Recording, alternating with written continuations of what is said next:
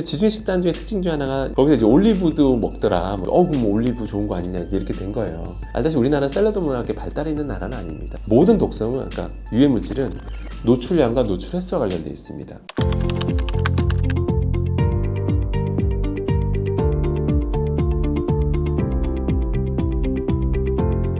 일단은 식용유 자체는 괜찮습니다. 그래서 한때도 이런 것도 있었잖아요. 지중해 식단이 뭐 건강하다, 뭐 암도 덜 걸리더라, 뭐 치매 덜 걸리더라, 뭐 여러 가지가 있는데, 근데 지중해 식단 중에 특징 중 하나가 거기서 이제 올리브도 먹더라, 뭐 이게 돼가지고 그럼 뭐 올리브 좋은 거 아니냐 이렇게 된 거예요. 좋은 거 맞고요. 근데 뭐 그걸 부정하지는 않습니다. 다만 우리가 그거를 드레싱 정도로 쓰진 않잖아요. 알다시피 우리나라는 샐러드 문화가 발달해 있는 나라는 아닙니다. 근데 서양만 해도 하루에 한 끼 정도 샐러드 먹는 문화가 굉장히 발달해 있는 경우도 좀 많거든요. 그래서 실제 그걸 많이 드시는 분이 진짜 건강하다는 결과가 당연히 있고요. 우린 그 드레싱이 아니라 자꾸 뭔가를 지지고 볶는 데 쓰는데 많이 쓰잖아요. 그런 고온에 노출하게 되면 이게 어떤 일이 벌어지냐면 일단 산화되는 것도 꽤 많이 생겨요. 그리고 분해되는 것도 좀 생기게 되고요. 혹시라도 이제 기름을 두르고 막 이렇게 거기다 뭐 지지고 볶고 막 이렇게 볶아야 되는 일이 생기면 최대한 시간을 짧게, 최대한 가스불 쓰면 가스불을 약하게, 전기레인지 써도 전기레인지 세기를 약하게. 가장 좋은 거는 그냥 드레싱용으로 드시는 게 제일 좋다.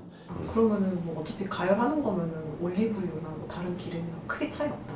사실은 이제 발연점이란 말을 좀 말씀드리면, 그래서 뭐 어떤 기름은 발연점이 높으니까 제일 안전해요, 뭐 이렇게 얘기를 하죠. 근데 발연점의 뜻이 뭐냐면 연기가 발생하는 온도 이 뜻인데요. 그러면 발연점이 240도면 괜찮은 거 아니야? 이렇게 생각하시는데, 발연점은 뭐냐면 본격적으로 분해가 시작된 온도란 뜻이에요.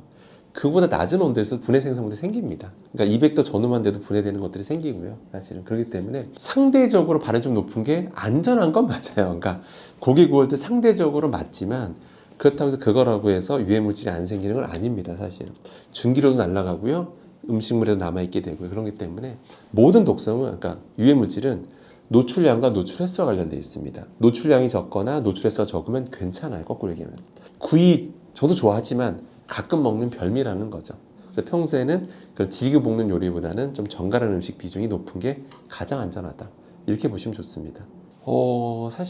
이게 사실은 짧게 대답할 수 있는 내용은 아닌데 아마 좀 슬픈 소식을 한번 전하면 올해 나온 내용인데요. 급식 종사자분들, 초, 중, 고등학교 급식 종사자분들이 계시잖아요. 그분들을 대상으로 한번 꽤 제법 많은 수의 많은 분들을 조사했던 적이 있었어요. 근데 결과가 너무 충격적이었어요. 10명 중에 3명이 폐 이상 소견을 받습니다. 연령대가 굉장히 다양했는데 10명 중에 3명이 굉장히 많은 숫자거든요. 왜 그랬을까요? 그분들은 하루 종일 그 조리 환경에 노출돼 있잖아요. 집마다 여전히 우리나라는 가스레인지를 많이 쓰죠. 가스레인지를 켜는 것만으로도 유해 기체가 발생해요. 이게 제가 오버하는 게 아니라 미국에서는 이미 캘리포니아주와 뉴욕주가 가스레인지 금지 추진하고 있어요. 주정부가 나서서. 그럼 가스레인지 업계가 다 들고 일어나겠죠. 사실 소송 걸었습니다. 지금 소송에서 1심과 2심 판결이 달랐고요. 3심 판결은 이제 기다리고 있습니다. 만약 3심 판결에서 결정 나면 가스레인지는 캘리포니아주와 뉴욕주에서 퇴출됩니다. 그러니까 더 이상 판매가 안 돼요. 그럼 다른 주까지 퍼져나가겠죠. 미국은 주마다 다 법이 달라서 좀 퍼져나가는데 시간이 좀 걸리긴 합니다. 자, 아무튼 가스레인지 이슈가 있고요. 그 다음에 두 번째 뭐냐면 요리하는 것 자체가 어떤 일이 발생하냐면 보통 뭐 가스레인지든 전기레인지를 하더라도 프라이팬의 표면 온도가 200도 이상 순식간에 올라가 버려요.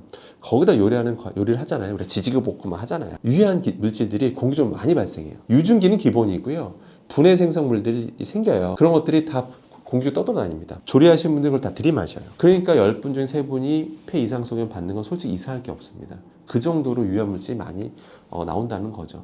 가스불도 문제인데 그런 조리하는 것 자체 과정. 그래서 제가 이걸 다시 일반 우리 가정집으로 갖고 오게 되면 결론은 제가 무슨 전기레인지 홍보하는 것처럼 돼버렸는데 역시 그건 아니고요. 전기레인지 하면 인덕션하고 하이라이트를 의미하는데 두 가지로 교체하시는 게 제일 좋고요.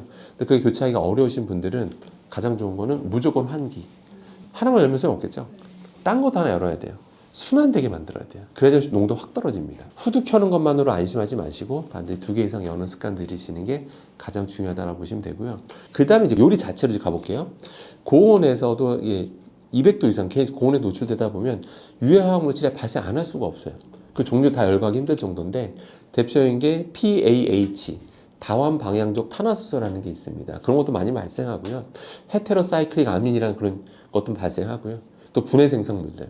그래서 가급적이면 그런 고온에서 지지고 볶고 이런 것들은 사실은 많이 안 드시는 게 좋습니다. 그런 것들은 유해성이 계속해서 밝혀지고 있거든요, 사실은.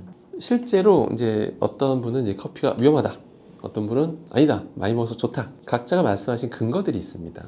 논문들이 실제 있어요. 커피에 대해서 이슈부터 말씀드리면 이제 고온에서 볶잖아요, 사실은. 네, 고온에서 볶다 보니까 여러 가지 유해 물질이 있는 건 맞아요. 그건 팩트입니다. 뭐 벤조피렌 같은 것도 있고 아크릴아마이드 뭐 그것도 있고요. 그다음에 뭐 최종 당화산물이라고 해서 그런 것도 있고 뭐 그 외에도 있어요, 많고. 근데 문제는 제가 항상 늘 말씀드리지만 그 노출량과 노출 횟수가 제일 중요하다는 말씀드렸는데요. 그런데 커피 한 잔에 들어있는 양만 놓고 봤을 때 사실은 뭐 이거를 뭐 엄청 위험하다 아직까지 말할 수 있는 뭐 그건 좀 부족한 건 맞아요. 그건 팩트고요. 고온에서 볶는 거 이런 것들은 사실 유해물질이 없을 수는 없어요. 좋은 성분도 있지만 안 좋은 것도 있다는 얘기예요. 많은 분들이 오해하시는 게 커피 내 성분의 개수가 우리 PD님 몇 개일 것 같으세요? 종류가? 1000개가 넘습니다. 그러다 보니까 유해한 것도 있고 좋은 것도 있고 이렇게 보셔야 되는 거예요. 근데 이제 그 유해한 걸 놓고 봐야 되는데 노출량과 노출 횟수가 중요하다 말씀드렸는데 과연 하루 한 잔 가지고 지금 약간 위험성을 논하기는 아직은 사실은 저는 논할 수 없다고 보고 그래서 저도 하루에 한 잔 정도 마시고요. 다만 이제 제 지인 중에는 커피 중독자들이 계세요. 물처럼 드세요, 진짜. 이제 이런 극단적 섭취 이런 저는 사실 당연히 유해물질 노출량이 많아지는 거기 때문에 당연히 그거는 바람직하지 않고 근데 하루에 한 잔 정도는 문제 삼기는 어려운 양들이다. 저는 이제 그렇게 말씀드리고 싶습니다. 네. 사실은 그럼 뭐 대체 감미료들이 요즘 전 세계적으로 이슈입니다. 역시 우리나라만의 관심사는 아니고요.